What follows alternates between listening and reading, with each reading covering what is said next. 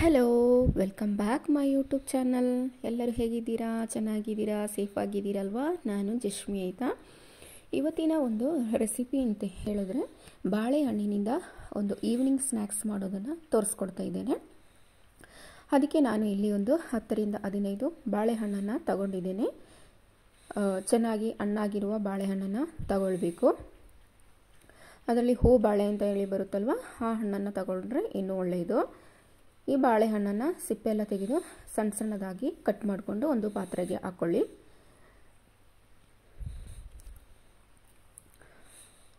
ಇದು ಈ ಸ್ನ್ಯಾಕ್ಸ್ ಬಂದುಬಿಟ್ಟು ತುಂಬ ಚೆನ್ನಾಗಿರುತ್ತೆ. ಯಾರಾದರೂ ಗೆಸ್ಟ್ಗಳೆಲ್ಲ ಬಂದರೆ ಸಡನ್ನಾಗಿ ನಮಗೆ ಈ ರೆಸಿಪಿಯನ್ನು ಸ್ನ್ಯಾಕ್ಸನ್ನು ಮಾಡಿಕೊಡ್ಬೋದು. ಆಮೇಲೆ ಇದು ಈಗ ಈ ಥರ ಕಟ್ ಮಾಡ್ಕೊಳ್ಳಿ ಸಣ್ಣ ಸಣ್ಣದಾಗಿ. ಆಮೇಲೆ ಒಂದು ಪಾತ್ರೆಯನ್ನು ಸ್ಟವ್ ಮೇಲೆ ಇಟ್ಟು ಬಿಸಿ ಆಗುವಾಗ ಅದಕ್ಕೆ ತುಪ್ಪವನ್ನು ಹಾಕಿಕೊಡಬೇಕು. ತುಪ್ಪ ಬಿಸಿ ಆಗ್ತಾ ಇದ್ದಂಗೆ ಅದಕ್ಕೆ ನಾವು ಗೋಡಂಬಿಯನ್ನು ಸೇರಿಸಿಕೊಡೋಣ. ದ್ರಾಕ್ಷಿ ಇದ್ದರೆ ದ್ರಾಕ್ಷಿನೂ ಸೇರಿಸ್ಕೊಳ್ಬೋದು. ನಿಮಗೆ ಯಾವುದೆಲ್ಲ ಡ್ರೈ ಫ್ರೂಟ್ಸ್ ಇರುತ್ತೋ ಅದನ್ನೆಲ್ಲ ನೀವು ಆ್ಯಡ್ ಮಾಡಿಕೊಂಡ್ರೆ ಇನ್ನೂ ತುಂಬ ಟೇಸ್ಟಿಯಾಗಿರುತ್ತೆ. ಇದನ್ನು ತುಪ್ಪದಲ್ಲಿ ಚೆನ್ನಾಗಿ ಗೋಲ್ಡನ್ ಕಲರ್ ಬರುವ ಹಾಗೆ ಚೆನ್ನಾಗಿ ಫ್ರೈ ಮಾಡ್ತಾ ಇರಬೇಕು. ಆಮೇಲೆ ನಮ್ಮ ಚಾನಲ್ನ ನೀವು ಸಬ್ಸ್ಕ್ರೈಬ್ ಮಾಡೋದಿದ್ದರೆ ಮರೆಯದೇ ಸಬ್ಸ್ಕ್ರೈಬ್ ಮಾಡಿ, ಲೈಕ್ ಮಾಡೋದನ್ನು ಕೂಡ ಮರಿಬೇಡಿ. ಹಾಗೂ ನಿಮ್ಮ ಫ್ಯಾಮಿಲಿ ಫ್ರೆಂಡ್ಸ್ಗಳಿಗೂ ಕೂಡ ಈ ವಿಡಿಯೋವನ್ನು ಶೇರ್ ಮಾಡಿಕೊಡಿ. ಈಗ ಗೋಡಂಬಿ ಎಲ್ಲ ಗೋಲ್ಡನ್ ಕಲರ್ ಬಂದಿದೆ, ಸ್ವಲ್ಪ ಫ್ರೈ ಆಗಿದೆ. ಇದಕ್ಕೆ ನಾವು ಕಟ್ ಮಾಡಿಕೊಂಡಂತಹ ಬಾಳೆಹಣ್ಣನ್ನು ಸೇರಿಸ್ಕೊಡ್ಬೇಕು.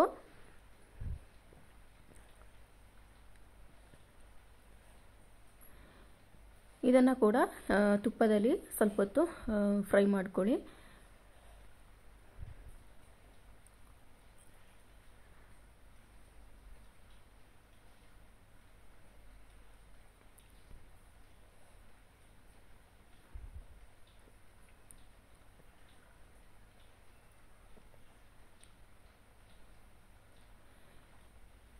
ಈಗ ಬಾಳೆಹಣ್ಣು ಸ್ವಲ್ಪ ಬೆಂದಿದೆ. ಇದಕ್ಕೆ ನೀವು ಸಕ್ಕರೆಯನ್ನು ಸೇರಿಸ್ಕೊಡ್ಬೇಕು.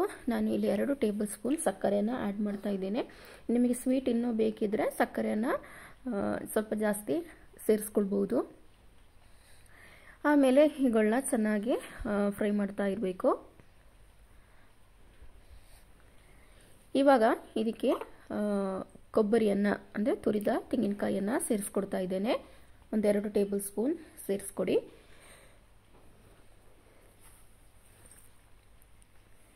ಇದನ್ನು ಕೂಡ ಚೆನ್ನಾಗಿ ಈ ಥರ ಹುರಿತಾ ಇರಬೇಕು. ಈಗ ಬಾಳೆಹಣ್ಣೆಲ್ಲ ಸ್ವಲ್ಪ ಮೆಲ್ಟ್ ಆಗಿದೆ ನೋಡಿ. ಇದಕ್ಕೆ ಏಲಕ್ಕಿ ಪುಡಿಯನ್ನು ಸೇರಿಸ್ಕೊಡಿ.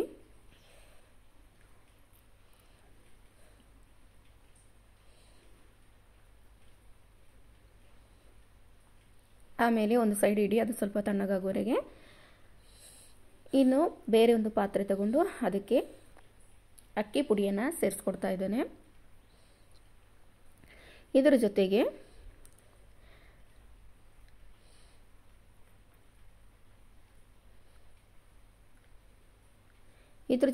ತೆಂಗಿನಕಾಯಿ ತುರಿಯನ್ನು ಸೇರಿಸಬೇಕು.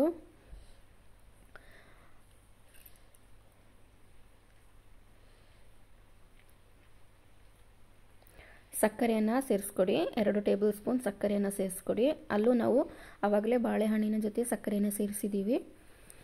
ಆಮೇಲೆ ಸ್ವಲ್ಪ ಉಪ್ಪನ್ನು ಸೇರಿಸ್ಕೊಳ್ಬೇಕು. ಇನ್ನು ಎಲ್ಲವನ್ನು ಚೆನ್ನಾಗಿ ಮಿಕ್ಸ್ ಮಾಡಿಕೊಂಡು ನೀರು ಹಾಕ್ಕೊಂಡು ಮಿಕ್ಸ್ ಮಾಡ್ಕೊಳ್ಬೇಕು.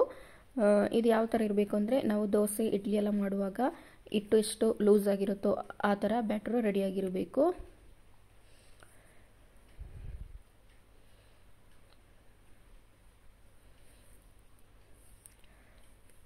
ಯಾವುದಾದ್ರೂ ವಿಸ್ಕ್ ತಗೊಂಡು ಈ ಥರ ಮಿಕ್ಸ್ ಮಾಡ್ಕೊಳ್ಳಿ. ಯಾವುದೇ ಗಂಟುಗಳಿರಬಾರ್ದು. ಗಂಟುಗಳಿಲ್ಲದಾಗೆ ಚೆನ್ನಾಗಿ ದೋಸೆ ಹಿಟ್ಟಿನ ಹಾಗೆ ಮಿಕ್ಸ್ ಮಾಡ್ಕೊಳ್ಬೇಕು. ಇವಾಗ ಬ್ಯಾಟರ್ ರೆಡಿಯಾಗಿದೆ. ಇದಕ್ಕೆ ನಾವು ಫ್ರೈ ಮಾಡ್ಕೊಂಡಂತಹ ಬಾಳೆಹಣ್ಣಿನ ಮಿಕ್ಸ್ಡ್ ಇದಲ್ವ, ಅದನ್ನು ಸೇರಿಸ್ಕೊಳ್ಳಿ. ಈ ಹಿಟ್ಟಿನ ಜೊತೆಗೆ ಸೇರಿಸ್ಕೊಳ್ಬೇಕು.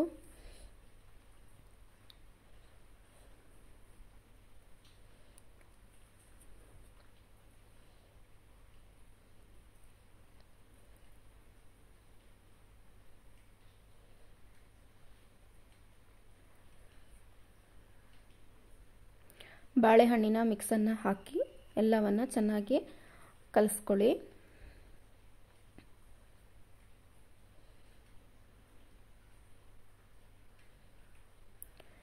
ಬ್ಯಾಟರ್ ರೆಡಿಯಾಗಿದೆ.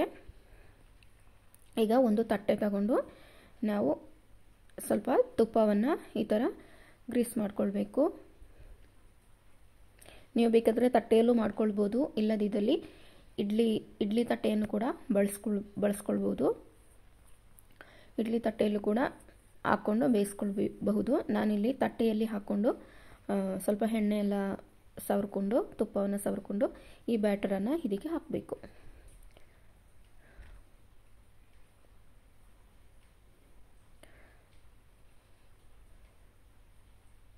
ಸ್ವಲ್ಪ ಸ್ವಲ್ಪ ಹಾಕೊಳ್ಳಿ.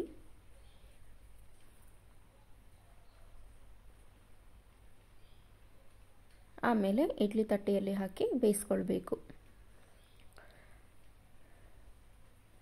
ಇಡ್ಲಿ ಪಾತ್ರೆಯಲ್ಲಿ ಹಾಕ್ಕೊಂಡು ನಾವು ತಟ್ಟೆ ಇಡ್ಲಿ ಎಲ್ಲ ಮಾಡ್ತೀವಲ್ವ, ಆ ಥರನೇ ಮಾಡಿಕೊಂಡು ಬೇಯಿಸ್ಕೊಳ್ಬೇಕು.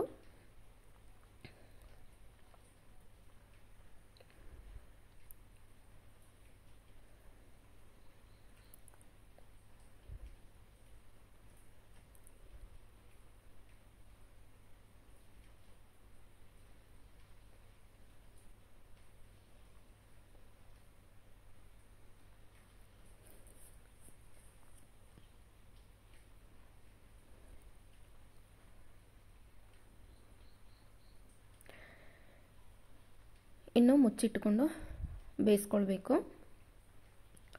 ನೋಡಿ, ಸ್ನ್ಯಾಕ್ಸ್ ರೆಡಿಯಾಗಿದೆ, ಚೆನ್ನಾಗಿ ಬೆಂದಿದೆ.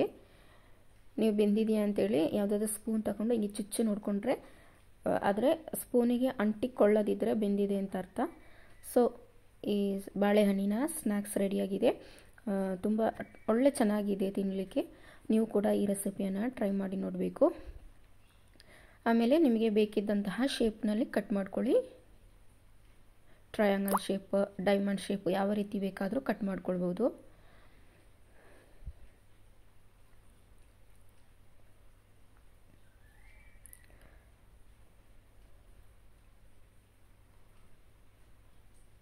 ಈ ವಿಡಿಯೋ ನಿಮಗೆ ಇಷ್ಟ ಆಗಿದೆ ಅಂತ ಭಾವಿಸ್ತೇನೆ. ಇಷ್ಟ ಆಗಿದ್ದರೆ ಲೈಕ್ ಮಾಡೋದನ್ನು ಕೂಡ ಮರಿಬೇಡಿ. ಸಬ್ಸ್ಕ್ರೈಬ್ ಮಾಡೋದವರು ಸಬ್ಸ್ಕ್ರೈಬ್ ಮಾಡ್ಕೊಳ್ಳಿ. ಮುಂದಿನ ಒಂದು ಬ್ಲಾಗ್ನಲ್ಲಿ ಬೇರೆಯೊಂದು ರೆಸಿಪಿಯಾಗಿ ನಿಮ್ಮ ಮುಂದೆ ಬರ್ತೀನಿ. ಎಲ್ಲರಿಗೂ ಬಾಯ್. Thank you.